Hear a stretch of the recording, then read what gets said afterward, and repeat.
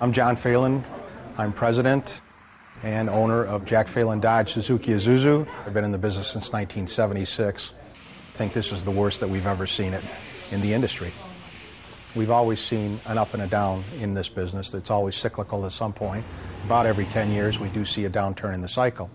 However, this year, with the start of the high pricing for gasoline, which affected a lot of our cars and trucks, and then obviously the credit crunch, which compounded the issue, it's probably the worst that I've ever seen it as a dealer or being involved in the car business. There's been no comparison to this at all. Obviously, in the beginning, we had a gas crisis, which was really what kind of drove the consumer out of the showroom a little bit, because gas prices were at $4 a gallon, a little bit higher. That was money right out of the pocket, so to speak. And they just didn't take the time to think about a new car when they're paying that kind of money for transportation. Totally redesigned, brand new front. They put the aggressive styling in the front like the Charger. It's one of the first trucks I've seen that actually snarls when you look at it. Now that the gas prices are down, we're seeing some truck activity. And when I say some activity, I mean we are selling trucks more so than we used to. People are just kind of, their habits change as soon as the gas prices change. And when the gas prices went down, well, big vehicles weren't necessarily all that bad, and little cars were maybe a little too small for them to get around in. So now we're seeing a flux back to the vehicles that are maybe a little bit larger, and people are back looking at that kind of stuff as opposed to a vehicle that's a little bit smaller. You want to move up to the Hemi? We might get something like this for like a Sunday car. Come on. For Sunday? That's like my work truck. This would be like my play truck.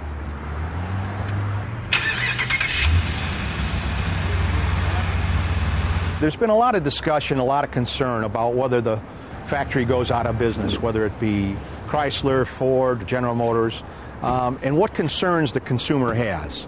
Surprisingly and ironically, it doesn't seem to be bothering the customer that comes into the dealership to buy a car.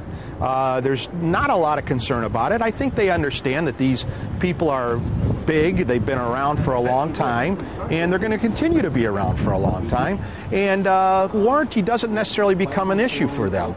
I think they understand if something was to happen, it would probably be in the reorganization type, where they would still be out here building cars and supplying parts and taking care of consumers. These manufacturers will be around here in some fashion, form, to take care of the customer and to continue to grow their business.